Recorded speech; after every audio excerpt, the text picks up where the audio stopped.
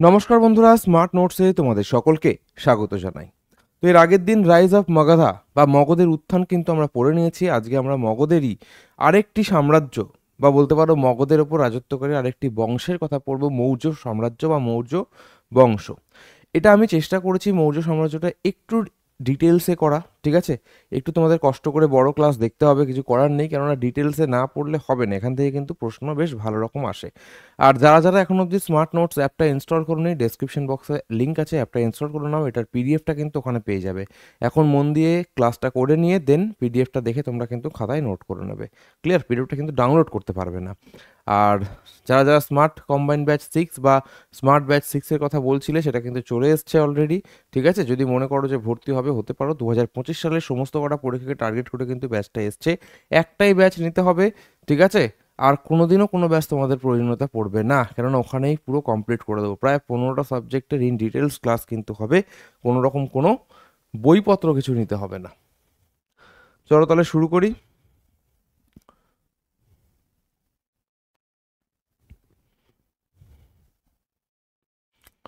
ওকে, তো দেখো মৌর্য সাম্রাজ্য। এবার এই ছবিটা দেখো একটু ভারতের। এখানে হচ্ছে মগধ, এই পশ্চিমবঙ্গ আর বিহার নিয়ে। মৌর্য সাম্রাজ্যে মগধ কিন্তু সব থেকে বেশি পরিমাণে ছড়িয়েছে বলতে পারো। এর একবার পুরো আকারটা দেখো যে কত দূর অবধি গেছে। পুরো পাকিস্তান নিয়ে নিয়েছে, ঠিক আছে। এদিকে সাউথের দিকেও প্রায় অনেকটা চলে গেছে। এদিকে চোলা পাণ্ডের যে বর্ডার রয়েছে সেই অবধি কিন্তু গেছে। মানে প্রায় বলতে পারো সমগ্র ভারতবর্ষের মধ্যেই, শুধুমাত্র ওই ইস্টের কিছু রাজ্য বাদ দিয়ে, ঠিক আছে, প্রায় সমগ্র ভারতবর্ষ এবং পাকিস্তানের ওপরেই কিন্তু রাজত্ব করেছে মৌর্য সাম্রাজ্য।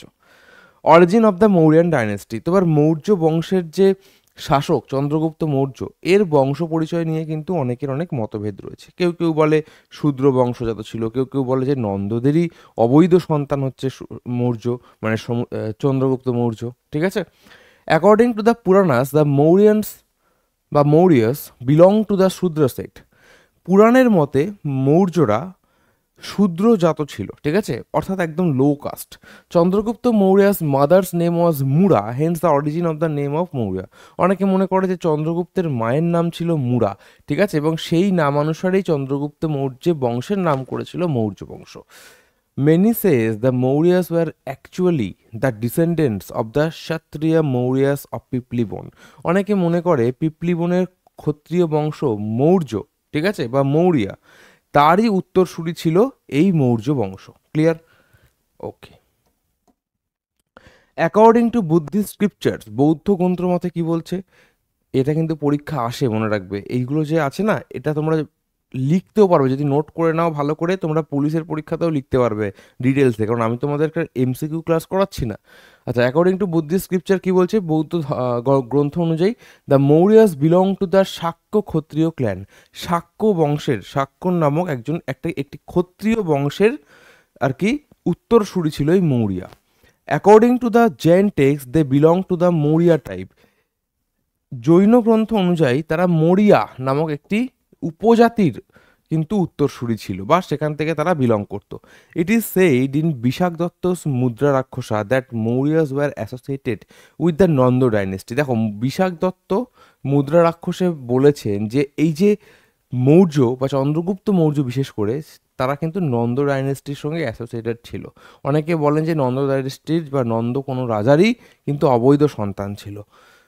হিয়ার দ্য ওয়ার্ড বৃষল, এখানে দেখো দুটো ওয়ার্ড পাওয়া গেছে, বৃষল এবং Kulahin are used about the Chandragupta Maurya. এখানে চন্দ্রগুপ্ত মৌর্য সম্পর্কে দুটো শব্দ উল্লেখ পাওয়া গেছে, কুলহীন যার কুল নেই, কুলহীন, এবং বৃষল, ঠিক আছে। এটা থেকে কিন্তু আন্দাজ করা যায়।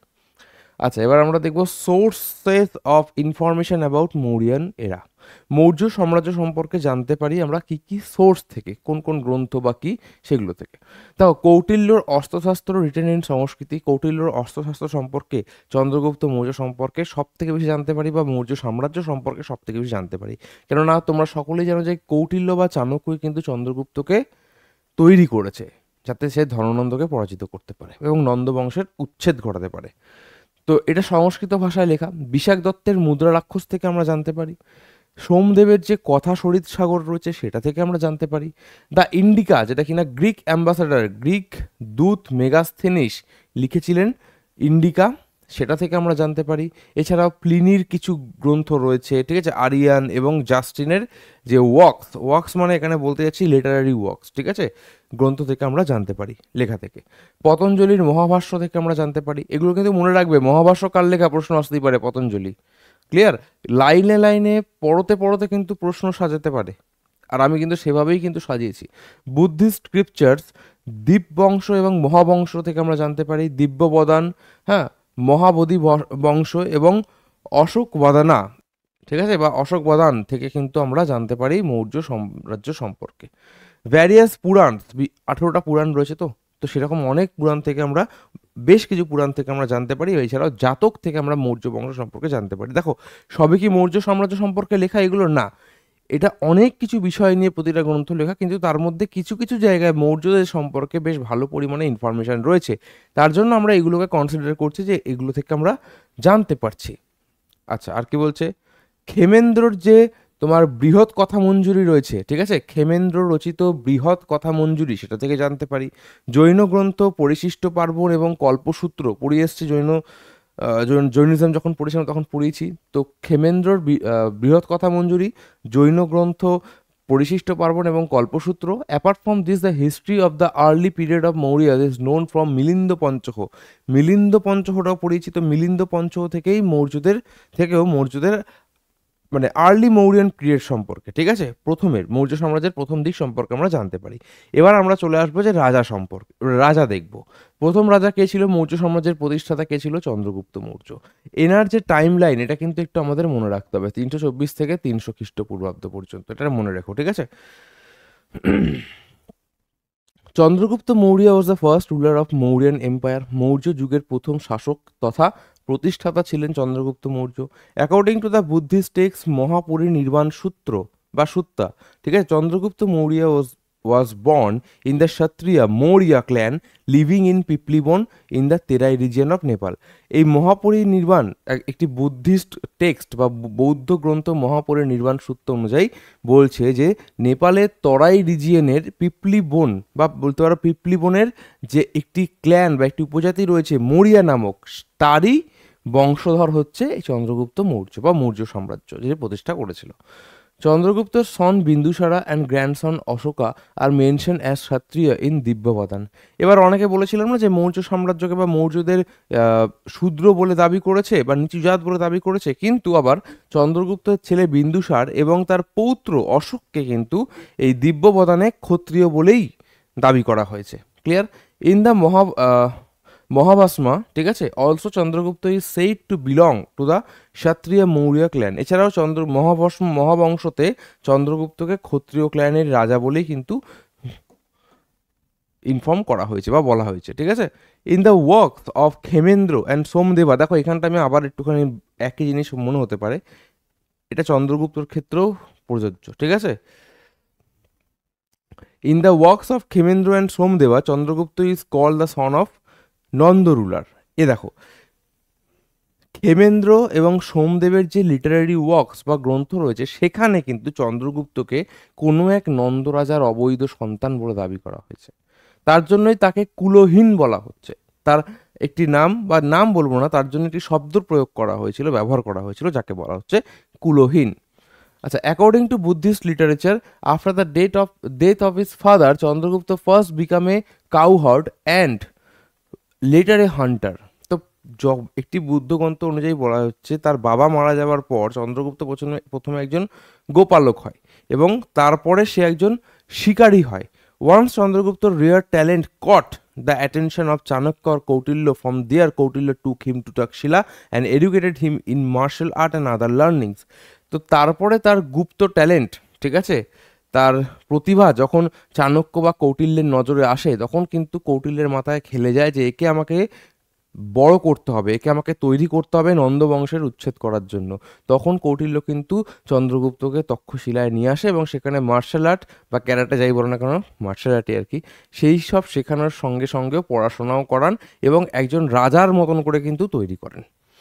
ওকে, আচ্ছা, আচ্ছা সরি, এখানে কি এটা আছে? Chandragupta Maurya was the first historical and sovereign ruler of India. মনে করা হয় চন্দ্রগুপ্ত হচ্ছে প্রথম ঐতিহাসিক রাজা এবং প্রথম সার্বভৌম রাজা, এটা কিন্তু ব্যবহার করা হয়। The Greek call Chandragupta Sandrocottus, which means making peace with the Greek through a friendly treaty. তো গ্রিকরা চন্দ্রগুপ্তকে স্যান্ড্রোকোটাস নামে অভিহিত করত। এই স্যান্ড্রোকোটাস শব্দের অর্থ হচ্ছে শান্তি বজায় রাখা একটি বন্ধুত্বপূর্ণ চুক্তির মাধ্যমে। Clear? Chandragupta Maurya's title was Maharajadhiraj. Chandragupta মৌর্যের যে টাইটেল ছিল, উপাধি ছিল, সেটা ছিল Maharajadhiraj. After defeating Dhanananda, Chandragupta Maurya ascend the throne in 324 BC. ধননন্দকে কৌটিল্যের সহায়তায় চন্দ্রগুপ্ত যখন হারালো এবং তারপরে মৌর্য বংশের পত্তন ঘটালো, পত্তন মিন্স স্টার্ট করলো, শুরু করা, কত সালে? 324 খ্রিস্টপূর্বাব্দে। ওকে, চন্দ্রগুপ্ত মৌর্য ফট এগেইনস্ট সেলুকাস নিকেটর, যেটা কিনা আলেকজান্ডার যাকে কিনা প্রতিনিধি হিসেবে রেখে গেছিল, আগের দিন পড়েছিলাম, সেই সেলুকাস নিকেটর বিরুদ্ধেও কিন্তু তিনি যুদ্ধ করেছেন। The general of Greek empire Alexander, বলেই দিয়েছি 305 খ্রিস্টাব্দে যুদ্ধটা করেছিল আলেকজান্ডার এবং এই Seleucus Nicator versus Chandragupta Maurya. Seleucus was probably defeated. মনে করা হয় যে সেলুকাসকে কিন্তু চন্দ্রগুপ্ত মৌর্য হারিয়ে দিয়েছিল। Agreement is executed between both, এবং তাদের মধ্যে একটি চুক্তি সম্পাদিত হয়েছিল। ক্লিয়ার? শান্তি চুক্তি, অবভিয়াসলি। এরপরে চলে আসবো বিন্দুসার, অর্থাৎ চন্দ্রগুপ্তের পুত্র বিন্দুসার। কি বলছে? Son of Chandragupta, father of Ashoka. Bindusara ছিল কি? অশোকের বাবা এবং চন্দ্রগুপ্তের ছেলে। He is called Simhasena in Jain text. এখানে লেখা সিংহসেনা, ইংরেজিতে তাই হয়। তো তাকে জৈন গ্রন্থে সিংহসেন বা সিংহসেন বলে কিন্তু উল্লেখ করা হয়েছে। In Greek text he is called Amitrochates. ঠিক আছে? যেমন এর আগেটা চন্দ্রগুপ্তকে স্যান্ড্রোকোট্টাস বলেছে, তেমনি তার ছেলে বিন্দুসারকে অমিত্রকোট্টাস বলেছে গ্রিক টেক্সটে বা গ্রিক লিটারেচারে, অর্থাৎ গ্রিক সাহিত্যে। In Brahmanical text he is called Amitraghata. ব্রাহ্মণ্য যে গ্রন্থগুলো রয়েছে তাকে সেখানে তাকে অমিত্রাঘাত বলেছে। অমিত্রাঘাত মানে কি? হুইচ মিনস স্লেয়ার্স অফ এনিমিস, শত্রুদের হত্যাকারী। স্লেয়ার মানে হত্যাকারী। Clear? During his region king Ptolemy Philadelphus II of Egypt sent an ambassador named Dionysius, ঠিক আছে, টু হিজ কোর্ট। উচ্চারণগুলো একটু দেখে নিও। ওকে, ডিনোইসিস, যাই হোক, ডিনোইসিয়াস, যাই হোক, একই হলো, উচ্চারণ দেখে নিও। তো টলেমি মনে রাখবে, এই ফিলাডেলফাস টু এগুলো মনে রাখতে হবে না, শুধুমাত্র টলেমি। এবার পিটা হচ্ছে উজ্জ, এখানে বুঝতেই পারছো। তো তার সময়কালে এই লাইনটা অ্যাকচুয়ালি অতটা ইম্পর্টেন্ট নয়, ঠিক আছে, এটা কিন্তু মনে রাখবে, তাও লিখে রেখেছি কেননা ইনফরমেশনের জন্য। তো টলেমি তার সময়কালে ইজিপ্টের থেকে একটি অ্যাম্বাসাডারকে পাঠিয়েছিল, যার নাম ছিল কি? ডিওনিসিয়াস। ঠিক আছে, ডিওনিয়াস, যাই বলো না কেন, ডিওনিসাস বা ডিওনিয়াস একই জিনিস। এটা কোনোদিনও প্রশ্নে এখন অবধি আসেনি কোনো পরীক্ষাতে। এটা একটা এক্সট্রা ইনফরমেশন আমি গুগল থেকে পেয়েছি, পড়ে, তার জন্য আমি দিয়ে রেখেছি। ওকে, হি প্যাট্রোনাইজ দ্য অজিবক সেক্ট। আমি তোমাদের বলেছিলাম যে ধর্মীয় প্রতিবাদী আন্দোলন যেটা হয়েছিল, সেখানে জৈন ধর্ম, বৌদ্ধ ধর্ম, এর সাথে সাথে কিন্তু অজিবক সেক্ট বা অজিবক বলে একটি ধর্ম ছিল সবার প্রথমে। সেটা অতটা গুরুত্ব পায়নি, সেটা আমাদের পরীক্ষার সিলেবাসের মধ্যেও নেই, মানে দরকার নেই পড়ার, সিলেবাস তো হয় না পরীক্ষাতে। আচ্ছা, he patronize the Ajivika sect হয়ে গেল। His time saw a Brahmin revolt in Taxila which was suppressed by prince Ashoka. তার সময়কালে তক্ষশিলাতে একটি ব্রাহ্মণ রিভোল্ট বা প্রতিবাদ বা আন্দোলন দেখা যায়, যেটাকে সাপ্রেস করেছিল, যেটাকে দমন করেছিল কে? অশোকা। অশোক 273 থেকে 232। খুব ভালো করে মনে রাখবে এইগুলো, কিন্তু এইখানে টাইমলাইনটা কিন্তু মৌর্য সাম্রাজ্যের মনে রাখবে। তিনি সিংহাসন আহরণ করেন 273 খ্রিস্টপূর্বাব্দে। ঠিক আছে, the coronation took place in 269 BC. Coronation মানে হচ্ছে তার রাজ্যাভিষেক। তার রাজ্যাভিষেক হয়েছিল ঠিক 4 বছর পরে 269 খ্রিস্টপূর্বাব্দে। According to the Buddhist scripture Divyadana, Bindusara wanted to place his son Shushim on the throne while his minister wanted to place Ashoka on the throne. Later Ashoka was placed on the throne with the help of the minister Radhagupta. বলছে Bindusara actually অশোককে কিন্তু সিংহাসনে বসাতে চায়নি। বিন্দুসার চেয়েছিল তার পুত্র, আরেক পুত্র সুসীমকে সিংহাসনে বসাতে। কিন্তু অপরদিকে বিন্দুসারের যে মন্ত্রী পরিষদ ছিল সেই মন্ত্রীরা চাইছিল কিন্তু যে অশোক সিংহাসনে বসুক। অশোককে অনেক বেশি কি বলবো ক্যাপেবল বলে কিন্তু মনে করেছে মিনিস্টাররা, মনে করেছিল। তো তার জন্য কি হয়, আলটিমেটলি অশোক সিংহাসনে বসে মিনিস্টারদের সহায়তায়। বিশেষ করে একজন মিনিস্টারের নাম আমাদের খুব ভালো করে মনে রাখতে হবে, তার নাম হচ্ছে রাধা গুপ্ত। ওকে, অশোকার scripture, sorry Ashok script, script মানে লিপি যেগুলো ছিল আর কি, অশোকের যে স্ক্রিপ্ট ছিল, Ashok scripts are written in Brahmi, Kharosthi, Aramaic and Greek. অশোকের যে স্ক্রিপ্টগুলো ছিল সেগুলো কিন্তু 4টে ভাষায় লেখা ছিল, গ্রিক ভাষায়, অ্যারামীয় ভাষায় বা অ্যারামিক ভাষায়, খরষ্টি ভাষায়, ব্রাহ্মী ভাষায়। ঠিক আছে, অশোকার script, Brahmi script was deciphered by James Prinsep 1837। James Prinsep নামক জনৈক ব্যক্তি, তিনি কিন্তু মানে পরবর্তীকালে অশোকের যে লিপিগুলো ছিল সেগুলোকে পাঠোদ্ধার করেছিল। কোন লিপিটা? যেটা ব্রাহ্মী ভাষায় লেখা ছিল সেটা। ওকে, এটা কিন্তু কোনো ইনফরমেশন পাবে না সাধারণত। অশোকের লিপি পাঠোদ্ধার করে কে? James Prinsep. এটাই পাবে। কোন লিপিটা, কোন ভাষায় লেখা ছিল সেই লিপিটা? ব্রাহ্মী ভাষায় লেখা ছিল। He use to call himself Devanam Priya and Priyadarshi. তো সে অর্থাৎ অশোক নিজেকে দেবনাং প্রিয় অর্থাৎ দেবতাদের প্রিয় এবং প্রিয়দর্শী বা প্রিয়দর্শিনীও অনেক জায়গায় লেখা থাকে, ঠিক আছে, বলে কিন্তু দাবি করত। অর্থাৎ তার আরেক নাম ছিল দেবনাং প্রিয় এবং প্রিয়দর্শী। অশোকাস মাদার নেম ওয়াস ধম্ম। এই ধম্ম নামটাই মনে রাখবে, এটা মনে রাখার দরকারই নেই, এইটাই মনে রাখবে। Clear? Ashoka married Mahadevi, a merchant daughter of Vidisha, and had 2 children, son Mahendra and daughter Sanghamitra. এই মহেন্দ্র এবং সঙ্গমিত্রাকে কিন্তু সিংহলে পাঠিয়েছিল অশোক ধর্মপ্রচার করার জন্য। হু প্রিচড ইন সিনহল, ওই তো লেখাই আছে। তো দেখো, অশোক একজন বিদিশার একজন মার্চেন্ট বা ব্যবসায়ীর কন্যাকে বিবাহ করে, তার নাম কি? মহাদেবী। ঠিক আছে, এবং তাদের দুজন সন্তান হয়, বলে দিলাম, মহেন্দ্র এবং সংঘমিত্রা। Ashoka's teacher was Upagupta. অশোকের যে গুরু ছিল তার নাম ছিল উপগুপ্ত। কোন টিচার ছিল অশোক যার কাছে বৌদ্ধ ধর্ম গ্রহণ করেছিল? উপগুপ্ত। মনে রাখবে যে যদি প্রশ্ন আসে অশোক কার কার কাছে বৌদ্ধ ধর্ম গ্রহণ করেছিল বা কার ইনফ্লুয়েন্সে? উপগুপ্ত। সাম কোয়েটস অ্যাবাউট অশোকা। এবার কিছু লাইন বা কিছু উক্তি আমরা দেখব যেগুলো অশোকা সম্পর্কে করেছে এবং অশোক নিজেও যে একটা যেটা বলেছে। অশোক ইউজ টু সে সবে মুনিষে প্রজা মম, মানে সব প্রজাই আমার সন্তান তুল্য। ঠিক আছে, all people are my children. Ashoka was the first preceptor of mankind. Preceptor মানে অনেক কিছু বলা যেতে পারে, উপদেশক হতে পারে। ঠিক আছে, উপদেশকটাই এখানে চলবে। তো মনুষ্যত্বের বা আমাদের কি বলবো সমাজের মনুষ্যত্বের প্রথম উপদেশক ছিল অশোকা, কে বলেছে? ভিনসেন্ট স্মিথ বলেছে। He is for ever shining like a bright star. সে সর্বদা উজ্জ্বল একটি চকচকে তারার মতন। এটা বলেছে কি? এই জি Wales. I respect people of all communities. এটা অশোকের নিজের উক্তি যে সে সমস্ত ধর্মের মানুষদের কিন্তু রেসপেক্ট করে। ঠিক আছে, তিনি কিন্তু কি বলবো মানে পরধর্ম সহিষ্ণু ছিল। ঠিক আছে, কলিঙ্গ ওয়ার 261 বিসি। অশোকের আমলে অশোক যে ওয়ারটা সব থেকে ক্রুরভাবে করেছিল সেটা হচ্ছে কলিঙ্গ যুদ্ধ 261 সালে। এবং মনে করা হয়, ইনফরমেশনটা এখানে দেওয়া নেই আশা করি, যে অশোক 261 খ্রিস্টাব্দে যে কলিঙ্গ যুদ্ধ করে তার ভয়াবহতা, তার মৃত্যুলীলা, সেই রক্ত দেখে অশোকের মন কিন্তু পাল্টে গেছিল। অশোক তার যে এই যুদ্ধনীতি ছেড়ে ধর্ম গ্রহণ করেছিল। ঠিক আছে, এটা কিন্তু মানে কি বলে চণ্ডাশোক থেকে ধর্মাশোকে পরিণত হয়েছিল। কিসের জন্য? এই কলিঙ্গ যুদ্ধের ভয়াবহতা দেখার পরে। তার রাজ্যাভিষেকের 8 নম্বর বছরে বা 8 বছর পরে তার রাজ্যাভিষেক হয়েছিল কত? 269। আর কলিঙ্গ ওয়ার হয়েছিল কত? 261 বিসিতে। ঠিক আছে, এটা কিন্তু মনে রাখবে, এখানে প্রশ্ন আসে তার রাজ্যাভিষেকের কত বছর পরে কলিঙ্গ যুদ্ধ হয়েছিল। Ashoka was a follower of Buddhism. Ashok বৌদ্ধ ধর্মের উপাসক ছিলেন। আচ্ছা আচ্ছা, এভাঞ্জেলিজম মানে হচ্ছে কি? ধর্মপ্রচার। এভাঞ্জেলিজম মানে কি? ধর্মপ্রচার।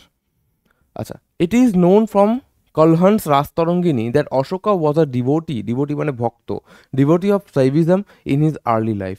কলহনের রাস্তরঙ্গিনী থেকে মনে করা হয় যে অশোক তার প্রথম জীবনে শৈব উপাসক ছিলেন, শৈব ধর্ম মানে শিবকে মানতেন। ঠিক আছে, লেটার হি ওয়াজ ইনিশিয়েটেড ইন্টু বুদ্ধিজম। পরবর্তীতে তিনি বৌদ্ধ ধর্ম গ্রহণ করেন বা বুদ্ধিজমে ঢুকে যান, ঠিক আছে। Ashok started the Dharmayatra instead of Vihar Yatra. তো অশোক ধর্মযাত্রা শুরু করেন বিহার যাত্রার পরিবর্তে, ঠিক আছে। বিহার যাত্রা মানে কি, যেখানে আনন্দ, হ্যাঁ, শিকার ইত্যাদি আর কি, রাজারা যেটা করে আর কি, আনন্দ ফুর্তি, তারপর শিকার করে, তো সেরকম যাত্রা বাদ দিয়ে সে ধর্ম প্রচার করবে বলে ধর্মযাত্রা শুরু করে। ফর দ্য পারপাস অফ এভেঞ্জিলাইজেশন, খুব উচ্চারণটা দেখে নিও, এভেঞ্জিলাইজেশন মানে কি, এটা মানেও ধর্মপ্রচার, ঠিক আছে। কঠিন কঠিন ওয়ার্ড, এগুলো লিখে রাখো, কিন্তু এগুলো কিন্তু ভোকাবুলারিতে কাজে লাগবে। Ashoka appointed servants name Yukta, sorry Yuta, Yuth মানে হচ্ছে জুত, বাংলায় হচ্ছে জুত, বাংলায় জুত কথাটা, ঠিক আছে। ইউথ, রাজুক, ধর্ম মহাপাত্র, অর্থাৎ অশোক কিছু সার্ভেন্টস বা চাকর, চাকর বলবো না, ভৃত্য রেখেছিল, এদের নাম ছিল কি, রাজুক, ধর্ম মহামাত্র, জুত। এদের কাজ কি ছিল জানো? এই ধর্ম প্রচার করা, ধর্ম শেখানো লোককে, এটাই এদের কাজ ছিল। The duty of Dharma Mahamatras was to create harmony among different religious communities to spread the message of lord Buddha. দেখো, এই ধর্ম মহামাত্রর যে কাজ ছিল সেটা ছিল বিভিন্ন ধর্মের মধ্যে সখ্যতা বজায় রাখা, হারমোনি বজায় রাখা, এবং বুদ্ধের যে বাণী সেগুলোকে ছড়ানো। Clear? Ashoka organise the third Buddhist council. Ashok কিন্তু তার আমলে তৃতীয় বৌদ্ধ সঙ্গীতির আয়োজন করেছিল, ঠিক আছে। কোথায়? পাটলিপুত্রতে, 250 খ্রিস্টপূর্বাব্দে। এটা অনেকে আবার 247 বলে, কিন্তু আমার মনে হয় 250টাই প্রপার, ঠিক আছে। কিসের জন্য করেছিল? ধর্ম প্রচার করার জন্য। অশোক সেন্ট তোমার মঝন্তিকা, ঠিক আছে, মঝন্তিকা টু কাশ্মীর অ্যান্ড গাম্বার, ঠিক আছে। মহারক্ষিত মানে মহারক্ষিত টু ইয়াভানা বা যবন আর গ্রিক কান্ট্রি। আচ্ছা, মধ্যিম টু হিমালয়ান রিজিয়ন অর্থাৎ নেপাল। ধর্মরক্ষিত টু অপরান্ত, এগুলো, এটা কিন্তু খুব গুরুত্বপূর্ণ, এটা কিন্তু মনে রাখবে। তাহলে এখানে যেটা বলছে, অশোক এই মঝন্তিকাকে পাঠিয়েছিল কাশ্মীরে, কাশ্মীর মনে রাখলেই হবে। মহারক্ষিতকে পাঠিয়েছিল গ্রিকে বা যবনে, এবং এই তোমার মধ্যিমকে পাঠিয়েছিল হিমালয়ান রিজিয়ন, বিশেষ করে নেপালে। আর ধর্ম মহারক্ষিতকে পাঠিয়েছিল কোথায়? অপরান্ততে, ঠিক আছে। তোমার মহাধর্মরক্ষিতকে পাঠিয়েছিল কোথায়? মহারাষ্ট্রতে। কিসের জন্য? ধর্ম প্রচার করার জন্য, ঠিক আছে। মহাদেবাকে পাঠিয়েছিল কোথায়? মহিষমণ্ডল, ঠিক আছে, মহিষমণ্ডলে বা মাইশোর বলতে পারো। রক্ষিতকে পাঠিয়েছিল বনবাসী বা নর্থ কানাডা, যেটা হয়েছে সেই জায়গাটায়। This information is known from Mahavamsa. Mahavamsa থেকে এই কে কোথায় কোথায় অশোক কাকে কাকে পাঠিয়েছিল ধর্মপ্রচার করার জন্য, সেটা কিন্তু আমরা জানতে পারছি। Ashoka sent his son Mahendra and daughter Sanghamitra to Sinhala. এটা সব থেকে বেশি গুরুত্বপূর্ণ, এইটাই।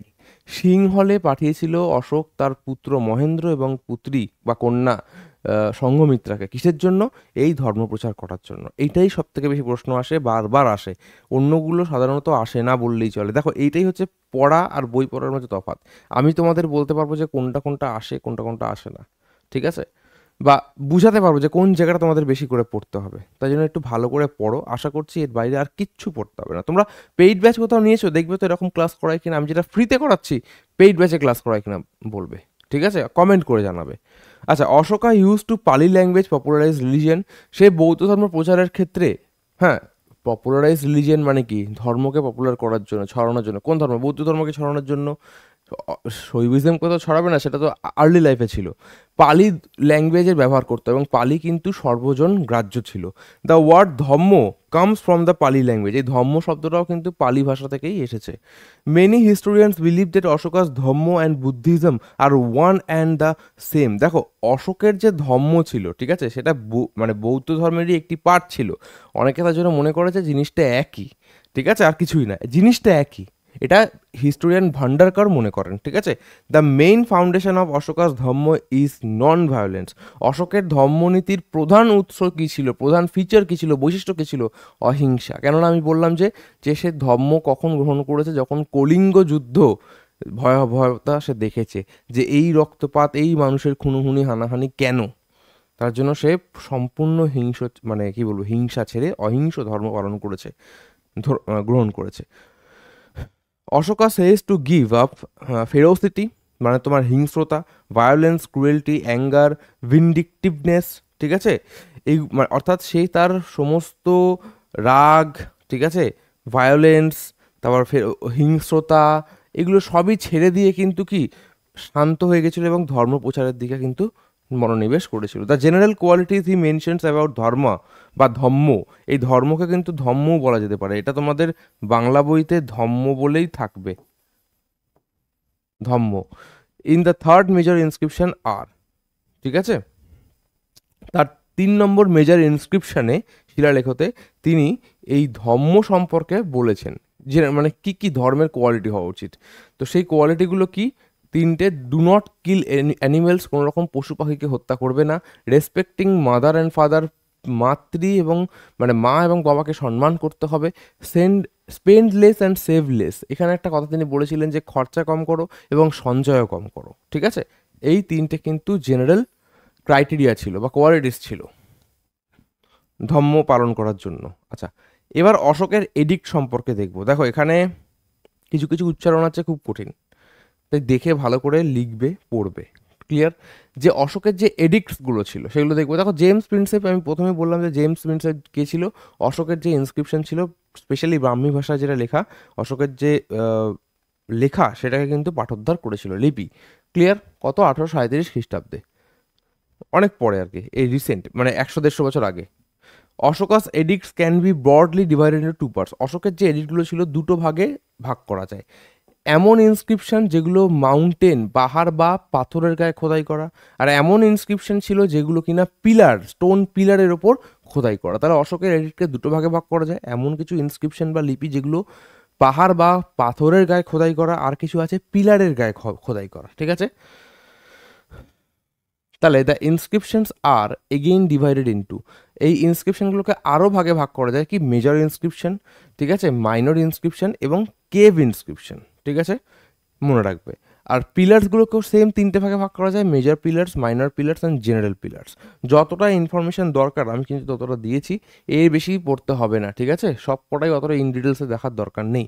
14 মেজর রক এডিক্টস বা 14 যে ইনস্ক্রিপশন রয়েছে, 4টে, এই 14টি প্রধান যে শিলালেখ রয়েছে, ঠিক আছে, প্রধান শিলালেখ, সেটা সম্পর্কে আমরা একটু দেখে নেবো। এখান থেকে কিন্তু প্রশ্ন আসে, বিশেষ করে 13 নম্বর, 11 নম্বর, এগুলো একটু বেশি ইম্পর্টেন্ট, ক্লিয়ার।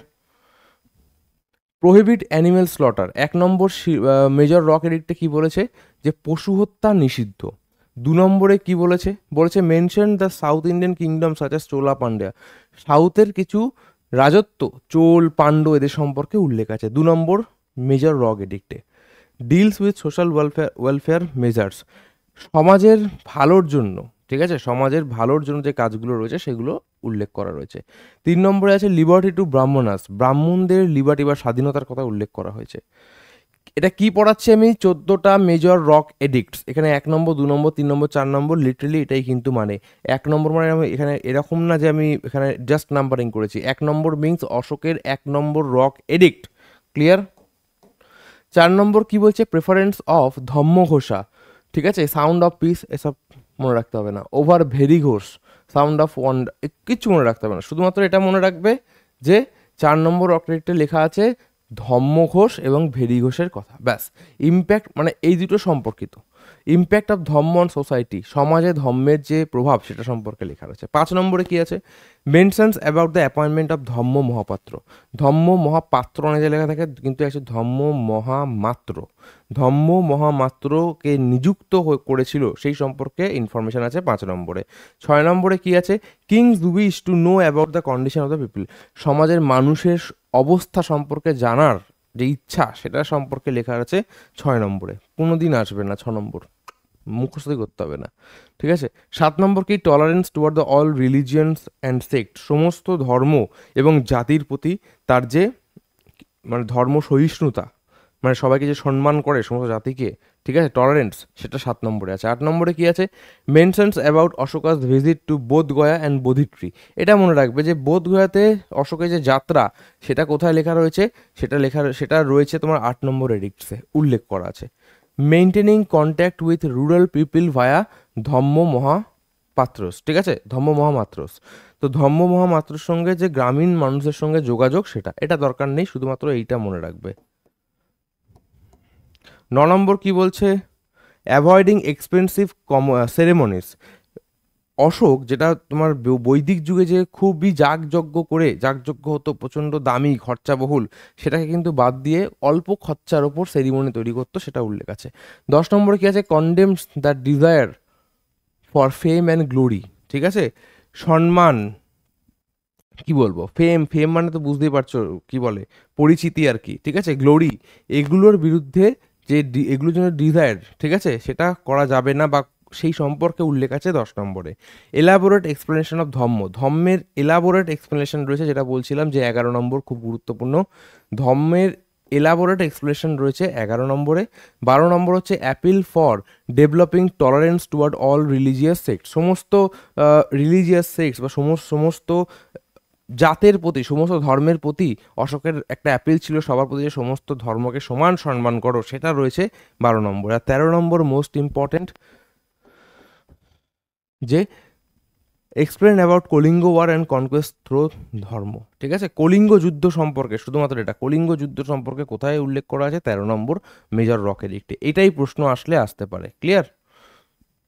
ওকে। 14 নম্বর কি বলছে? Deals with the purpose of engraving inscription in various parts of the country.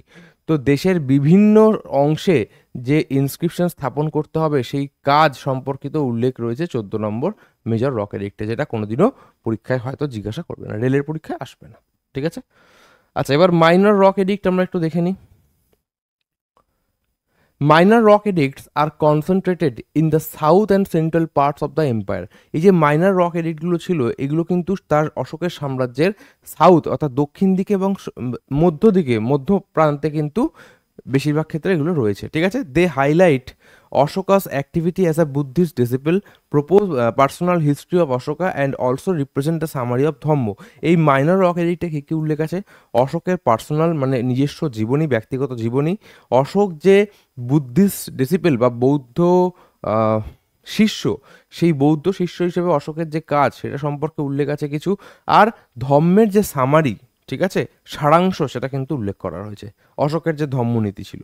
The addict found at Kandahar is bilingual, being inscribed in Greek and Aramaic. Minor Rock Edict 3 Virat is addressed to the Buddhist তোমার ক্লার্কি। ঠিক আছে, কি বলছে এই লাইনটা থেকে? তেমন কিছু, জাস্ট যেটুকু পড়বে সেটা আর কিছুই না, যে কান্দাহারে যে লিপিটা পাওয়া গেছিল মাইনর রক এডিক্টটা, সেটা বাইলিঙ্গুয়াল ছিল। ঠিক আছে, এইটুকু জানলেই হবে, আর আর দেখার দরকার নেই। ঠিক আছে, ওকে। মাইনর রক এডিক্ট, এবার আমরা বিভিন্ন মাইনর রক এডিক্ট সম্পর্কে দেখব। ক্লিয়ার? মাইনর রক এডিক্ট, এগুলো থেকে সাধারণত প্রশ্ন আসে না, তাও আমি ডিটেলসে করেছি। প্রথমেই বললাম যে ডিটেলসে থাকবে, তার কারণ পড়ো যদি আসে, কিন্তু এটা থেকে আসা একটু চাপ আছে। মেজর রক এডিক্ট থেকেই সাধারণত আসে। তো মাইনর রক এডিক্ট কি বলছে? আর রেলের পরীক্ষার কথা বলছি, WBCS নয় যে একদম ইন ডিটেলসে খুঁটিয়ে গিয়ে ধরবে। ঠিক আছে, পরীক্ষার প্রশ্ন দেখবে, তাহলেই বুঝতে পারবে। আচ্ছা, রূপনাথে যেটা পাওয়া গেছিল মাইনর রক এডিক্ট, কি বলছে? ইট is located on the Jabalpur district, Madhya Pradesh. Rupnath যে মাইনর রক এডিক্ট ছিল, রূপনাথে না, রূপনাথ মাইনর রক এডিক্ট যেটা ছিল, সেটা মধ্যপ্রদেশের জব্বলপুর ডিস্ট্রিক্টে পাওয়া গেছে। গুজরাট যে মাইনর রক এডিক্ট ছিল, ঠিক আছে, এখানে কি বলছে? The name of emperor Ashoka has been found in this inscription as Ashoka. এই গুজরাট ইনস্ক্রিপশনে অশোকের নাম যে অশোক, সেটা পাওয়া গেছে। ঠিক আছে, ওকে। আচ্ছা, সহস্রারা, ঠিক আছে, এখানে কি পাওয়া গেছে? The inscription is located in the Sasaram district of Bihar. বিহারের সাসারাম ডিস্ট্রিক্টে এই তোমার সহস্রারা, এটা পাওয়া গেছে। আচ্ছা, ভাবরু ইনস্ক্রিপশন, দিস ইনস্ক্রিপশন, এটা গুরুত্বপূর্ণ। ঠিক আছে, এটা একটুখানি পড়বে, এখানে এটা মনে রাখার চেষ্টা করবে। ভাবরু ইনস্ক্রিপশন কি বলছে? This inscription has been received from the Jaipur district of Rajasthan. রাজস্থানের জয়পুর ডিস্ট্রিক্ট এটা রয়েছে। This inscription proves emperor Ashoka to be the follower of Buddhism. এই ভাবরু ইনস্ক্রিপশন প্রমাণ করে যে অশোক বৌদ্ধ ধর্মের শিষ্য ছিল বা বৌদ্ধ ধর্ম গ্রহণ করেছিল। In this Ashoka declares himself as king of Magadha. এই ইনস্ক্রিপশনে অশোক নিজেকে মগধের রাজা বলে উল্লেখ করেছে। মাস্কি ইনস্ক্রিপশন, এটাও খুব গুরুত্বপূর্ণ। The Maski inscription was discovered by Beadon, 1915 সালে বাইডেন, জো বাইডেন নয় কিন্তু, বাইডেন মাস্কি ইনস্ক্রিপশন খুঁজে বের করেছিল। It is located the Raichur district of Andhra Pradesh. কোথায়? অন্ধ্রপ্রদেশের রায়চুর ডিস্ট্রিক্টে খুঁজে বের করেছে। আচ্ছা, Brahmagiri inscription, it has been receive from a place called Brahmagiri, Karnataka. কর্ণাটকের ব্রহ্মগিরি জায়গাতেই এই ব্রহ্মগিরি ইনস্ক্রিপশন পাওয়া গেছে, ব্যাস। আর কি, ঠিক আছে। Siddapur inscription, the Siddapur inscription has been found near a place called Brahmagiri. Same কর্ণাটকের ব্রহ্মগিরিতে কিন্তু দুটো তোমার মাইনর রকেরিক পাওয়া গেছিল, ব্রহ্মগিরি এবং Siddapur inscription. Jatin Rameshwaram inscription, Jatin Rameshwaram inscription, this inscription has been receive from the state of Karnataka, কর্ণাটকে এটা উপস্থিত রয়েছে বা পাওয়া গেছে, ঠিক আছে। Yerragudi inscription, the Yerragudi inscription is located in the Kurnool district of state of Andhra Pradesh, অন্ধ্রপ্রদেশের কুর্নুল জেলাতে কিন্তু ইয়ারাগুডি ইনস্ক্রিপশন পাওয়া গেছে, এটা মনে রাখবে। আচ্ছা, Gavimath inscription, the Gavimath inscription is located in the Siddapur district of Karnataka, কর্ণাটকের সিদ্ধাপুর ডিস্ট্রিক্ট এটা রয়েছে, আসবে না, ঠিক আছে। এরপর হচ্ছে তোমার পালকি গুন্ডু ইনস্ক্রিপশন, ইট ইজ লোকেটেড সেমস, কর্ণাটকের সিদ্ধাপুরে পাওয়া গেছে। রাজুলা মান্ডাগিরি ইনস্ক্রিপশন কোথায়, অন্ধ্রপ্রদেশের কুর্নুল জেলায় পাওয়া গেছে। আচ্ছা, আহারুয়া, ঠিক আছে, সরি এটা আহারুয়া না, আহারৌ, ঠিক আছে, আহারুরা, এটা মনে রাখবে, Ahraura, Ahraura inscription, it has been obtained, আমার একটু টাং টুইস্ট হয়ে যায় এই ধরনের উচ্চারণ ক্ষেত্রে না, জীব যেন উচ্চারণ করতে চায় না। তো Ahraura inscription, it has been obtained from a hill of Ahraura village, যেটা কিনা উত্তরপ্রদেশের মির্জাপুর ডিস্ট্রিক্টে রয়েছে।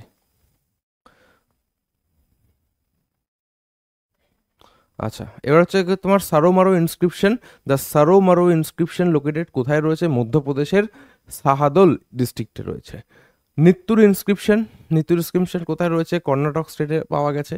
আর কি, this is also the name of emperor Ashoka is found, এখানেও অশোক, অশোক নামটি উল্লেখ করা রয়েছে।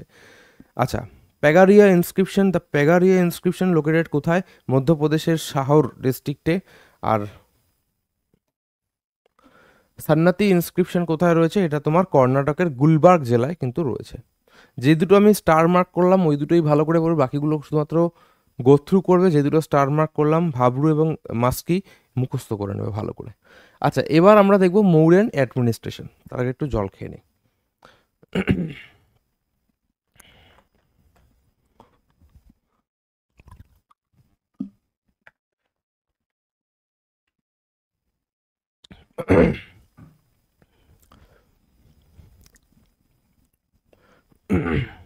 কি বলছে, মৌর্য শাসন ব্যবস্থা। তো মৌর্য শাসন ব্যবস্থা দুটি ভাগে ভাগ করা ছিল, সেন্ট্রাল অ্যাডমিনিস্ট্রেশন মানে কেন্দ্রীয় শাসন ব্যবস্থা, এবং প্রভিন্সিয়াল অর্থাৎ রাজ্য শাসন ব্যবস্থা। ক্লিয়ার? সেন্ট্রালে ক্ষমতা কে ছিল, অবভিয়াসলি রাজাই থাকতো। তো central government, from central government বা সেন্ট্রাল অ্যাডমিনিস্ট্রেশনও লেখা যেতে পারে, ঠিক আছে। গভর্নমেন্ট কথাটা হবে না, অ্যাডমিনিস্ট্রেশন করো।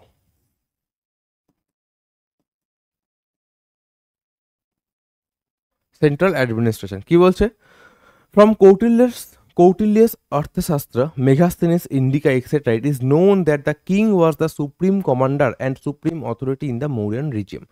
মৌর্য সাম্রাজ্যের যে সুপ্রিম বা সব থেকে উঁচুতে ছিল অ্যাডমিনিস্ট্রেশনের, সে ছিল স্বয়ং রাজা নিজে। কোথা থেকে জানা যাচ্ছে, মেগাস্থিনিসের ইন্ডিকা গ্রন্থ থেকে এবং কৌটিল্যের অর্থশাস্ত্র থেকে, ঠিক আছে। Ashoka declare himself the king of Magadha, এই যে বিরাট লেখ থেকে আমরা জানতে পারি যে অশোক নিজেকে মগধের রাজা বলে কিন্তু ডিক্লেয়ার করেছিল। মৌর্যান রুল ওয়াজ হাইলি সেন্ট্রালাইজড, অর্থাৎ মৌর্য সাম্রাজ্যের যে শক্তি ছিল সেটা অতিরিক্ত পরিমাণে কিন্তু কেন্দ্রীয় শক্তির ওপর নির্ভর ছিল, কেন্দ্রীভূত ছিল। এটাও কিন্তু মৌর্য সাম্রাজ্য পতনের একটি কারণের মধ্যে পড়ে, ঠিক আছে, মনে রাখবে এই অতিরিক্ত কেন্দ্রীভূত শক্তি।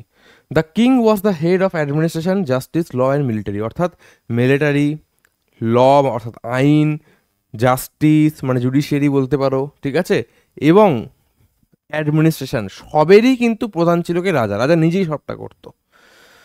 আমত্ত use to help the king, Amatya বলে একজন কর্মচারী পদ ছিল, সে রাজাকে সহায়তা করত। Most of the Amatyas were department heads. এবার আমত্ত বলে একটা না, আমত্ত বলে অনেক ছিল, মানে আমত্ত বলে যে একটা পদ ছিল পার্টিকুলার আমত্ত বা ডিপার্টমেন্ট হেডস, ঠিক আছে, মানে আমত্তরাই ছিল ডিপার্টমেন্টের হেড, তারা রাজাকে সহায়তা করতো। আচ্ছা, হাইয়েস্ট অফিসার ওয়ার কল্ড তীর্থাস অ্যান্ড অধ্যক্ষাস। এবার হাইয়েস্ট অফিসার যারা ছিল তাদেরকে তীর্থ বলা হতো এবং অধ্যক্ষ বলা হতো। এরকম অনেকগুলো অধ্যক্ষ আছে, আমি পড়াবো, ঠিক আছে। এরা ছিল কি সুপ্রিনটেন্ডেন্ট। এরা 26টা ডিপার্টমেন্ট ম্যানেজ করতো এই অধ্যক্ষরা, ঠিক আছে, বা তীর্থরা। তো এবারে আমরা অধ্যক্ষ বা তীর্থ এবং অধ্যক্ষদের, তীর্থটা অত দরকার নেই, তীর্থ আলাদা পোস্ট, অধ্যক্ষ আলাদা পোস্ট। অধ্যক্ষদের পোস্ট, তাদের কি নাম ছিল এবং তাদের কি পোস্ট সামলাতো সেটা আমরা একটু দেখে নেবো। যেমন উচ্চারণ খুব সাবধান, ঠিক আছে। অক্ষপাতাল অধ্যক্ষ, কি বলছে, অ্যাকাউন্টেন্ট জেনারেল ছিল, অর্থাৎ কোষাধ্যক্ষ বলতে পারো। সীতা কথাটার অর্থ তখনকার দিনে ল্যান্ডের যারা ছিল তখন সীতা ল্যান্ড বলা হতো, সরকারি জমিকে মৌর্য সাম্রাজ্যের সীতা ল্যান্ড বলা হতো, তাই জন্য সেই নাম অনুসারে সীতাধ্যক্ষ, ইনচার্জ অফ ক্রাউন ল্যান্ডস, অর্থাৎ যে জমির সরকারি মালিক বা সরকার বলতে তখন রাজা আর কি, রাজার জমি যে দেখাশোনা করতো। আচ্ছা, আকার অধ্যক্ষ, সুপ্রিনটেন্ডেন্ট অফ মাইন্স, খনির যে প্রধান ছিল। লাভা অধ্যক্ষ, সল্ট সুপ্রিনটেন্ডেন্ট, লবণ সংক্রান্ত যে প্রধান ছিল। নাবাধ্যক্ষ বা নাবাধ্যক্ষ, ইনচার্জ অফ স্টেট বোর্ড, সরকারি বা রাজার যে বোর্ড ছিল সেটার যে দায়িত্বে ছিল। আচ্ছা, পানে অধ্যক্ষ, ঠিক আছে, প্যানি অধ্যক্ষ, কন্ট্রোলার অফ স্টেট ট্রেডিং, রাজ্য অর্থাৎ রাষ্ট্রের যে বাণিজ্যের প্রধান ছিল। শুল্ক অধ্যক্ষ, যে কিনা রেভিনিউ বা কাস্টম বা টোলস, রেভিনিউ না কাস্টম বা টোলস, কর আদায় করতো। সুর অধ্যক্ষ, কি বলছে, সুপারিনটেন্ডেন্ট অফ এক্সাইজ ডিউটি আছে না, সেই এক্সাইজ ডিউটি যে নিত বা তার যে প্রধান ছিল, ঠিক আছে। পোর্ট অধ্যক্ষ, superintendent of weight and measure, বিভিন্ন রকম মাপ পরিমাপের যে প্রধান ছিল বা দেখাশোনা করতো সে ছিল পোর্ট অধ্যক্ষ। আচ্ছা, এরপর হচ্ছে কি তোমার বন্ধন নগর অধ্যক্ষ, সুপ্রিনটেন্ডেন্ট অফ জেলস, বিভিন্ন বন্ধন নগর মানে কি, যেখানে বন্ধ করে রাখতো, বুঝতেই পারছো, জেল কারাগারের যে প্রধান ছিল। আচ্ছা, আউধ আগর, ঠিক আছে, আউধ আগর অধ্যক্ষ, অর্ডিন্যান্স সুপ্রিনটেন্ডেন্ট, অর্ডিন্যান্স সম্পর্কিত যে প্রধান ছিল, ঠিক আছে, অধ্যাদেশ, অর্ডিন্যান্সের বাংলা কি, অধ্যাদেশ, তোমরা জানো। আচ্ছা, তারপরে কি, কোস্ট আগর, ঠিক আছে, কোস্ট আগর অধ্যক্ষ, ইনচার্জ অফ ওয়্যার হাউস মানে এই গুদাম টুদামের যে প্রধান ছিল। আচ্ছা, এবার হচ্ছে পাট্টন অধ্যক্ষ, সুপ্রিনটেন্ডেন্ট অফ পোর্টস, অর্থাৎ কি, ওই যে পোর্টস মিনস হচ্ছে কি তোমার, বলো না, বন্দরের যে প্রধান ছিল। তারপর কি বলছে, এক সেকেন্ড, লাইনটাই তো দেখা যাচ্ছে না, একটু তুলে নি। পোর্টস, ঠিক আছে, হ্যাঁ, দেবতা বা দেবত অধ্যক্ষ, ইনচার্জ অফ রিলিজিয়াস ইনস্টিটিউশন, বিভিন্ন যে ধর্মীয় স্থানগুলো ছিল তারকে দেখাশোনা করতো যে, সেটাকে বলা হচ্ছে দেবত অধ্যক্ষ, ঠিক আছে। সমস্ত অধ্যক্ষ, সুপ্রিনটেন্ডেন্ট অফ মার্কেট, বাজারের যে প্রধান বা দেখাশোনা করতো, প্রধান মিন্স দেখাশোনা করতো, দেখভাল করতো, ঠিক আছে। আচ্ছা, শুভ্রন অধ্যক্ষ, সুপ্রিনটেন্ডেন্ট অফ গোল্ড বা সোনা, যেটা দেখতো সোনার ব্যাপারটা, লেনদেনটা, ঠিক আছে। হস্তে অধ্যক্ষ, ইনচার্জ অফ এলিফেন্ট ফোর্স বা হাতির যে হস্তি বাহিনী যে দেখাশোনা করতো বা যে চার্জে ছিল, হস্তে অধ্যক্ষ। কোষ অধ্যক্ষ, ইনচার্জ অফ ট্রেজারি, কোষ অধ্যক্ষ মানে এটাই কোষাধ্যক্ষ, এখনও এটাই বলা হয় কোষ অধ্যক্ষ, ঠিক আছে।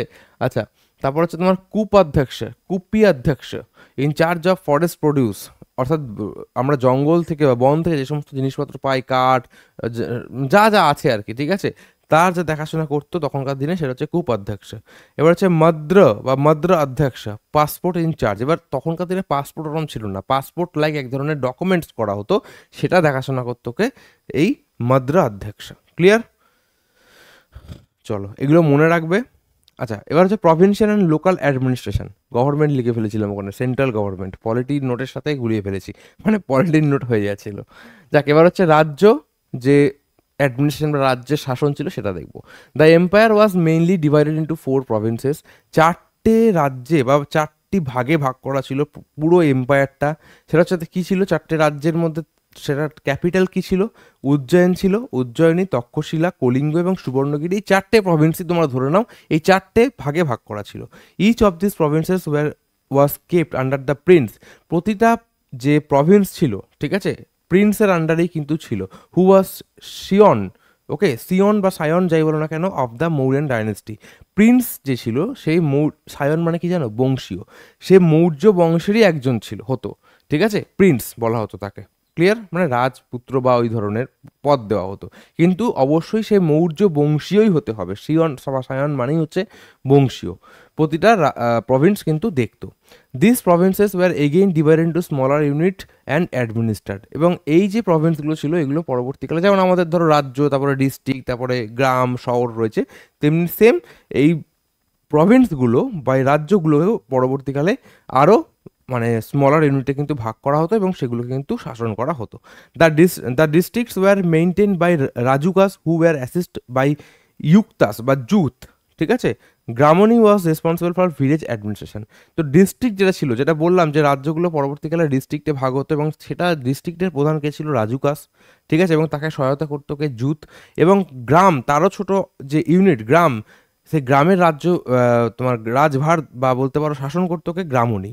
অ্যান্ড গোপা had the control over 10 to 15 villages. এবং 10টা বা 15টা ভিলেজ নিয়ে একটা ইউনিট হতো, তার যে প্রধান থাকতো, তার প্রধান থাকতো হচ্ছে গোপা বা গোপ, বাংলায় হবে গোপ। আচ্ছা, নগরিকা ওয়াজ দ্য সিটি সুপারিনটেন্ডেন্ট। শহরের দায়িত্ব থাকতো কে? নগরিকা, নগর দিয়ে বুঝতে পারছো। He maintain law and order, সে কিন্তু আইন শৃঙ্খলা বজায় রাখতো।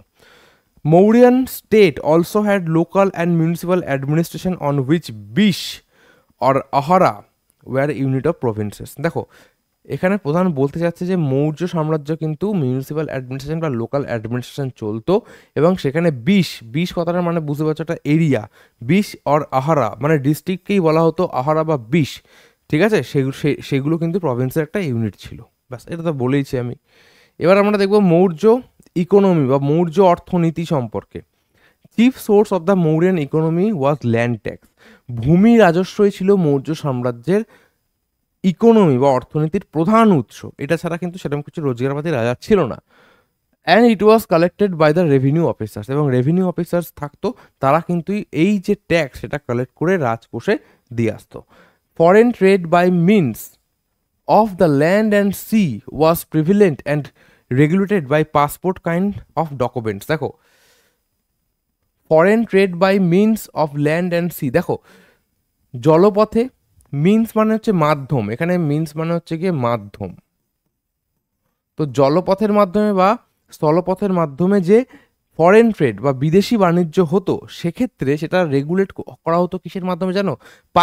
বর্তমান দিনে যে পাসপোর্ট রয়েছে না, সেই পাসপোর্টের মতনই একটা ডকুমেন্ট থাকতো, সেই ডকুমেন্ট দিয়ে কিন্তু রেগুলেট করা হতো। Indigo, cotton and silk were the most traded commodities. Indigo মানে কি? নীল, নীল, তুলো বা কার্পাস এবং সিল্ক কিন্তু সেই সময় বাণিজ্যের প্রধান বস্তু ছিল, এটা নিয়েই কিন্তু বাণিজ্য চলতো। Punch mark coins mainly of silver and copper. Panna was silver coin. দেখো সেই যুগে পাঞ্চ মার্ক কয়েন অর্থাৎ খোদাই করা কয়েন পাওয়া গেছে সিলভার এবং কপারের বা কি বলবো তামার তৈরি এবং রূপোর তৈরি, সোনার কয়েন কিন্তু পাওয়া যায়নি, মনে রাখবে, ঠিক আছে। তো পানা ছিল হচ্ছে সিলভার কয়েনের নাম, এবং গোল্ড কয়েন্স ওয়ার অ্যাবসেন্ট। আমি আবারও বললাম যে সোনার কয়েন কিন্তু সেই সময় পাওয়া যায়নি। আচ্ছা, money was used not only for trade although the government paid its officer in cash, hired labours were called কি? কর্মকার্স। দেখো অর্থ বা টাকা পয়সা যেটা ছিল মুদ্রা, সেটা কিন্তু শুধুমাত্র যে বাণিজ্যের ক্ষেত্রে ব্যবহার করতো তা কিন্তু না। গভর্নমেন্ট বা রাজা কিন্তু তার কর্মচারীদের ওই ক্যাশেই পেমেন্ট করতো, মুদ্রা দিয়ে, ওই কি বলে জমি দিয়ে দিত না, মনে রাখবে। আর সেই সময় কিছু কর্মচারীদের হায়ার করা হতো, তাদেরকে বলা হতো কি? কর্মকার। There are also reference to state owned lands called Sita land, যেটা আমি তোমাদের আগে এমনিই বলে দিলাম যে রাজার বা ক্রাউন ল্যান্ড ছিল কিছু, তা সেগুলোকে বলা হতো কি? সীতাল্যান্ড, রাজার যে মালিকানা ছিল। The state took considerable interest in irrigation, encourage people for repairing dams and construction of water reservoir. তো দেখো যে রাষ্ট্র ছিল বা রাজা ছিল, সে কিন্তু ইরিগেশনে কিন্তু তার ইন্টারেস্ট ছিল, মানে ইন্টারেস্ট ছিল মিনস কি? ইরিগেশনটাকে উন্নতি করেছে সে, ঠিক আছে, এবং পিপলকে ড্যামগুলো অর্থাৎ বাঁধগুলোকে সারানোর জন্য এনকারেজ করতো, উদ্বুদ্ধ করতো, ঠিক আছে, এবং ওয়াটার রিজার্ভার বা যে ট্যাঙ্কিগুলো ছিল তখনকার দিনে, ট্যাঙ্কি তো না, জলাধার, সেগুলোকে মেরামতি করার জন্য কিন্তু ইন্সপায়ার করতো বা এনকারেজ করতো, ইন্সপায়ার না এনকারেজ করতো। মৌর্য সমাজ কি বলছে? Megasthenes in his book Indica mention the 7 worker caste in Mauryan in India. Maurya ভারতে যে 7টা ওয়ার্কার কাস্ট ছিল, কাজের ওপর ভিত্তি করে জাত, সেই 7টা জাতের নাম কি ছিল? স্কলার বা ফিলোসফার, দার্শনিক, ফার্মার বা কৃষক, ঠিক আছে, হার্ডসম্যান অ্যান্ড হান্টার্স অর্থাৎ পশুপালক এবং শিকারী, আর্টিসান, আর্টিসান মানে কারিগর, এবং ট্রেডার্স বা বাণিজ্য, এটা একটা জাত। সোলজার ছিল, যুদ্ধ করতো। স্পাই বা কি বলে ওটাকে, স্পাই মানে হচ্ছে তোমার গুপ্তচর। অ্যাডমিনিস্ট্রেটর অ্যান্ড মেন্টর অর্থাৎ প্রশাসক ছিল। কিন্তু এই সাতটা কিন্তু জাত ছিল কার্যের ওপর ভিত্তি করে। মেগাস্তেনিসের ইন্ডিকা গ্রন্থ থেকে এটা আমরা জানতে পারছি। Okay, Megasthenes says slavery did not exist during the Mauryan period. Slaves originally men domestic slaves. সেই সময় দাস মানে অরিজিনাল সেই ক্রুর দাস, সেই প্রথা কিন্তু মৌর্য যুগে ছিল না। সেই যুগে দাস যেটা বলতে বোঝায় সেটা হচ্ছে ঘরের ওই কাজবাজ করার জন্য যে চাকর বাকর থাকে তাকে দাস বলে মনে হচ্ছে। বাট ওই দাস কেনা বেচা বা দাস দিয়ে দিয়ে যে মানে দাসদের উপর যে অত্যাচার, সেই দাস কিন্তু ছিল না, দাস প্রথা ছিল না। But many scholars have rejected this statement of Megasthenes because the word das is mention in Arthashastra and other native materials. দেখো অনেক ঐতিহাসিকবিদ কি মেগাস্তেনিসের এই যে বক্তব্য সেটাকে ডিসকারেজ করেছে, মানে মানেনি, বিরুদ্ধে কথা বলেছে, ঠিক আছে। তারা মনে করতো যে দাস কথাটা ছিল, পাওয়া গেছিল অর্থশাস্ত্রে, মানে চাণক্যের বা কৌটিল্যের অর্থশাস্ত্রে, বা এবং অন্যান্য যে মানে দেশীয় যে মেটেরিয়াল বা লিটারেচার রয়েছে সেখানে দাস কথাটা পাওয়া গেছিল। তার ভিত্তিতে কিন্তু অনেক ঐতিহাসিকরা মনে করেছিল যে মেগাস্তেনিস ভুল বলেছে, কিন্তু আলটিমেটলি তা নয়। দাস বলতে তখনকার দিনে আমি অন্তত পক্ষে মনে করি বা ইতিহাসরা পড়েছি বা ঐতিহাসিকদের বেশিরভাগ মতামত পড়েছি বা মনে হয় সেটা হচ্ছে দাস বলতে ওই ঘরোয়া দাসের কথাই বলা হয়েছে। Although in many cases Indian slaves war known to enjoy certain freedoms. এবং সেই সময় যে স্লেভস ছিল বা দাস ছিল তারা কিন্তু বেশ কিছু স্বাধীনতা ভোগ করতো। In those days the caste system exist. সেই সময় কিন্তু বর্ণপ্রথা কিন্তু ছিল, ঠিক আছে। মৌর্য সাম্রাজ্য কিন্তু বর্ণভেদ প্রথা ছিল, এটা মনে রাখবে। বাট দ্য ডিস্টিংশন মানে কি, বিচ্ছিন্নতা। But the distinction between Vaishya and শূদ্রস ওয়াজ রিডিউস। যেটা বললাম, যেটা পরবর্তী বৈদিক যুগে হয়েছিল, বৈশ্য এবং শূদ্রদের মধ্যে যে গ্যাপ সেটা কমে আসছিল আস্তে আস্তে, বৈশ্যরাও শূদ্রদের দলেই চলে আসছিল, সেই ব্যাপারটা কিন্তু মৌর্য সাম্রাজ্যও ছিল। Although the position of women was not very good during the Mauryan era, they could participate in royal works. যদিও মৌর্য সাম্রাজ্যের মহিলাদের পরিস্থিতি অত বেশি ভালো ছিল না, তবু তারা কিন্তু বিভিন্ন রকম যে রাজাদের যে বিভিন্ন রকম কাজ ছিল রাজসভায়, সেগুলোতে কিন্তু পার্টিসিপেট করতো। Women in higher caste could also study. এবং উচ্চ বংশের মহিলারা কিন্তু পড়াশোনাও করতো। Divorce and widowhood of women are mention in Arthashastra. অর্থশাস্ত্রে মেয়েদের যে বিধবা হওয়া, ঠিক আছে, এই বিষয়টা, এবং ডিভোর্স হয়ে যাওয়া, ডিভোর্স মানে মডার্ন ডে ডিভোর্স যেটা বলতে যেটা বুঝি, যে বিয়ে হলো তারপর ছাড়াছাড়ি হয়ে গেল, এই সমস্ত বিষয় কিন্তু কৌটিল্যের অর্থশাস্ত্রে উল্লেখ করা রয়েছে। Clear? The topic of women's rights to property is also discussed in various material. তৎকালীন বিভিন্ন গ্রন্থে কিন্তু সম্পত্তিতে মেয়েদের অধিকার সম্পর্কেও উল্লেখ করা হয়েছে। মৌর্যান আর্ট অ্যান্ড আর্কিটেকচার। মৌর্য সমাজের যে শিল্প এবং স্থাপত্য বা যা ছিল আর কি, সেটা যদি পড়ি তো Megasthenes praised the Pataliputra palace. Pataliputra palace কিন্তু বর্তমান মানে পরবর্তীকালে যে প্যালেসটা হয়েছে সেটা কিন্তু ছিল না, প্রথমে সেটা কাঠে নির্মাণ করা ছিল, পরবর্তীকালে আবার সেটা তৈরি হয়েছে। তো পাটলিপুত্র প্যালেস সম্পর্কে কিন্তু মেগাস্তেনিস বেশ খানিকটা কি বলবো, প্রেজড করেছে। প্রেজড মানে হচ্ছে গিয়ে বাহবা দেওয়া, প্রশংসা করা। The original palace of Pataliputra was made of wood, কাঠের তৈরি ছিল।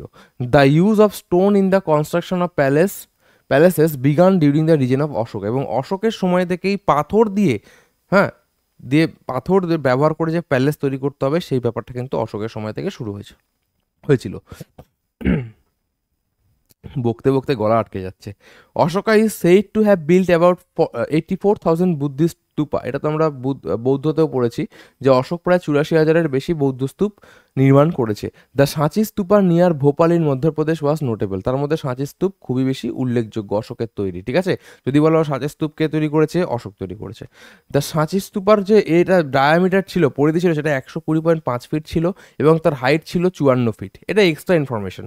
আচ্ছা, চৈত্যগৃহ বা চৈত্য is found in Sarnath during the Ashoka period. Sanchi and Barbar cave was built during Ashoka's reign. দেখো সারনাথে চৈত্যগৃহ পাওয়া গেছিল, যেটা অশোকের সময় নির্মিত। এছাড়াও সাঁচি এবং বরাবর কেভ বা গুহা, এটা কিন্তু অশোকের সময়কালেই এই দুটো কিন্তু তৈরি। মনে রাখবে, অশোকের সময়কালে সাঁচি স্তূপ, সাঁচির গুহা বা বরাবর গুহা, এগুলো কিন্তু তৈরি হয়েছে, সাঁচি স্তূপ তৈরি হয়েছে। আচ্ছা, Sudama cave was donated by Ashoka to Ajivika community, যেটা বললাম যে অজীবক সম্প্রদায়কে এই সুদামা গুহা কিন্তু অশোক দান করেছিল। Ashoka build the first Mahabodhi temple at Bodh Gaya in Bihar, বিহারের বোধগয়াতে কিন্তু অশোক প্রথম মহাবোধি যে টেম্পল রয়েছে সেটা কিন্তু তৈরি করেছিল। 4 lion statues were found on the top of the pillar at Sarnath, সারনাথের পিলারের ওপরে চারটে সিংহের যে স্ট্যাচু সেটা পাওয়া গেছে, এটা থেকে কিন্তু পরবর্তীকালে আমার জাতীয় এমব্লেম বা জাতীয় সিম্বল কিন্তু এসছে, এটা মনে রাখবে। Apart from this there are carving of 4 animals like elephant, horse, bull and lion under the lion statue, lion স্ট্যাচুর নিচেও আবার চারটে পশু কিন্তু রয়েছে, বুল, এলিফেন্ট, হর্স, লায়ন ইত্যাদি। The influence of Persian academic, ঠিক আছে, সরি একাডেমিক বলছি, আর্কেমিডিও হবে আর কি, ঠিক আছে, একাডেমিয়ান আর্ট ক্যান বি সিন, দরকার নেই, চাপ নেই এটা। আচ্ছা, এইটাও শুধুমাত্র কি কি পশু আছে সব মনে রাখতে হবে না, মনে রাখবে সারনাথের ওপরে বর্তমান যে সিম্বলটা রয়েছে ভারতের, সেটা সারনাথ থেকে নেওয়া হয়েছে, শুধুমাত্র এটা মনে রাখবে। আমি এত ইনফরমেশন দিয়েছি ঠিকই, বর্তমানে যে ন্যাশনাল সিম্বল সেটা সারনাথ থেকে নেওয়া হয়েছে, এটা মনে রাখবে। আচ্ছা, অশোক চক্র যেটা রয়েছে, ঠিক আছে, অশোক চক্র, সে অশোক চক্রে কটা দণ্ড রয়েছে? 24টা দণ্ড রয়েছে। দণ্ড মানে stick. The 4 lion statue of Sarnath were adopt as the national symbol of India, এটাই মনে রাখবে, এটা খুব গুরুত্বপূর্ণ, বহুবার পরীক্ষায় এসছে যে ভারতের ন্যাশনাল সিম্বল কোথা থেকে নেওয়া হয়েছে? সারনাথ থেকে অ্যাডপ্ট করা হয়েছে। কত সালে? 1950 সালে 26শে জানুয়ারি। এই 26শে জানুয়ারি 1950 সালে কী হয়েছিল? আরও 26শে জানুয়ারি 1950 সালে আমাদের সংবিধান গ্রহণ করা হয়েছিল, ঠিক আছে। And elephant statue carved on the Dhauli hill in one of the best example of the Mauryan art, Maurya সাম্রাজ্যের যে শিল্প তার একটি সব থেকে গুরুত্বপূর্ণ বা খুব ভালো উদাহরণ হচ্ছে এলিফেন্ট স্ট্যাচু, যেটা কার্ভ করা হয়েছিল ধৌলি হিলে, মানে তৈরি করা হয়েছিল। Mauryan era pillars are made of white sandstone, these are brought from Chunar and Mathura, ঠিক আছে। তো মৌর্য সাম্রাজ্যে যে পিলারগুলো ছিল সেগুলো হোয়াইট অর্থাৎ সাদা বেলে পাথর দিয়ে তৈরি করা হতো, এবং এগুলো নিয়ে আসা হয়েছিল চুনার এবং মথুরাতে, ঠিক আছে, ব্রট ফ্রম মানে চুনার এবং মথুরা থেকে নিয়ে আসা হয়েছিল। Among the pillars erected by Ashoka, the Nandangarh and Kolhua pillars at Lauriya remain intact. তো অশোকের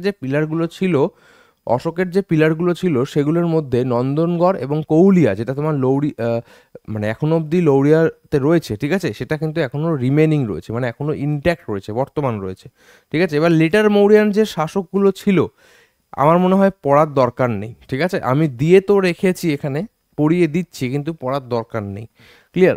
লেটার মৌরিয়ানস ছিল কি অশোকের পরবর্তীকালে, এবং অশোকের শেষের থেকে, অশোক যবে রাজত্ব ছাড়লো সেই অশোকের শেষের থেকে কিন্তু কি মনে হচ্ছিল যে এবার মৌর্য সাম্রাজ্য যাবে, মানে মৌর্য সাম্রাজ্যের পতন শুরু হয়ে গেছিল বলতে পারো। According to Buddhist tradition Ashoka rule for 27 years, 27 বছর অশোক রাজত্ব করেছে। দ্য ইন্টাগ্রেশন, বাবা এত কাছ থেকে, দ্য ডিসইন্টাগ্রেশন মানে কি বিচ্ছিন্ন হওয়া, পতন শুরু হওয়া, the disintegration of the Mauryan empire seem to have set in immediately after Ashok জেট, যেটা বলেই দিলাম আগে আমি, আর বারবার কি বলবো, দেখো গল্পের মতনই বলতে থাকতে পারি, কিন্তু তোমরা নোটটা করবে কি করে, তার জন্য নোট করা। লেটার এম্পায়ার্স অফ মৌর্যান ডাইনেস্টি, তার মধ্যে প্রথম হচ্ছে দশরথ। এই তারিখ ফারিখ কিছু দেখার দরকার নেই, এটা কাটা স্টার নয়। He was the grandson of king Ashok, অশোকের পৌত্র ছিল, ঠিক আছে, পৌত্র ছিল, নাতি। One of Dasharath uncles Jalauka set up an independent kingdom in Kashmir. নামগুলো শুধু মনে রাখো, ইনফরমেশন দেখার দরকার নেই, তাও দশরথটা পড়ে রাখো, ঠিক আছে, নামগুলো মনে রাখো, এগুলো সাধারণত কোনো বইতে থাকেও না। যাকগে, কি হলো এরপর হচ্ছে কি Samprati, he was the brother of Dasharath, সে দশরথের ভাই ছিল, এবং 1.5 লক্ষ জৈন মন্দির তিনি তৈরি করেছিলেন। এরপর হচ্ছে কি তোমার Salishuka, he was the successor of son of Samprati. তো Samprati he was the successor and son of Samprati, সেই সম্প্রতির পরে সিংহাসন আহরণ করেছিল এবং সম্প্রতির পুত্র ছিল, ঠিক আছে, আর কিছু দেখতে হবে না। দেব বর্মন, দরকার নেই, দেববর্মনের সময়, যে দেববর্মন যেহেতু খুব উইক শাসক ছিল, এগুলো লিখে তো রেখেছি নোটের জন্য, কিন্তু তোমরা নোট করে রাখতে পারো, কিন্তু পড়ানোর ইচ্ছা আমার একমাত্র নেই, কারণ এখান থেকে প্রশ্ন আসে না।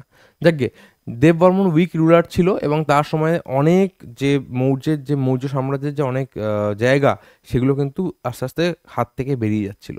আচ্ছা, এবার হচ্ছে কি তোমার কি Shatadhanvan, the Mauryan territories had shrank considerably during his reign. এই ধনবানের সময় থেকে কিন্তু কী হয়েছিল, মৌর্যের যে অনেক অঞ্চল সেগুলো আরও বেশি সংকুচিত হয়ে গেছিলো, আরও চলে যাচ্ছিল, ঠিক আছে। এবার বৃহদ্রথ মৌর্য সাম্রাজ্যের শেষ শাসক ছিল, এটাই মনে রাখবে, আর কিছু পড়ার দরকার নেই। Pushyamitra Shunga killed Brihadratha in front of his army and establish himself as a new ruler. Pushyamitra Shunga শেষ মৌর্য সম্রাট বৃহদ্রথকে হত্যা করে তার আর্মির সামনেই, এবং মৌর্য বংশের পতন ঘটান এবং শুঙ্গ বংশ স্টার্ট হয়ে যায়, ঠিক আছে।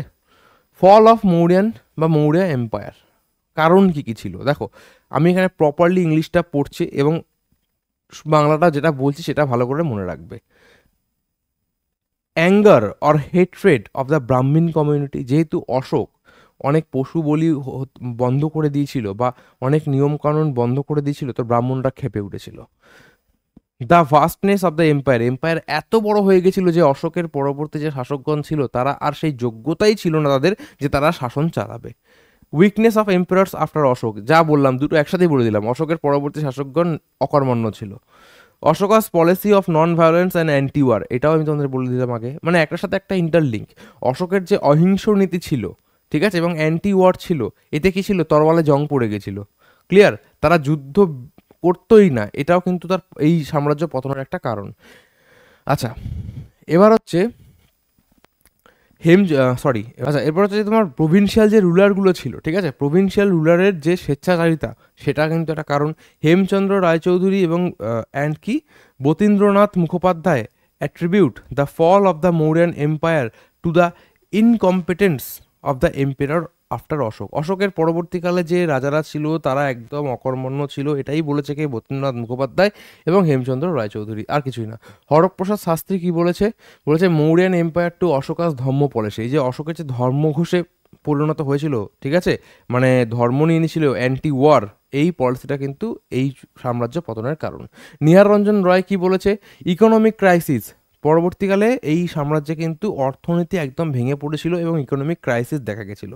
ডক্টর রমিলা থাপার কি বলেছে, যে ওভার সেন্ট্রালাইজেশন, অতিরিক্ত কেন্দ্রীভূত, প্রথমে বলেছিলাম অতিরিক্ত কেন্দ্রীভূত শক্তি, সব কিছু রাজা নিয়ে বসে আছে, এই ব্যাপারটা কিন্তু মৌর্য সাম্রাজ্যের পতনের আরেকটি বড় কারণ। ক্লিয়ার?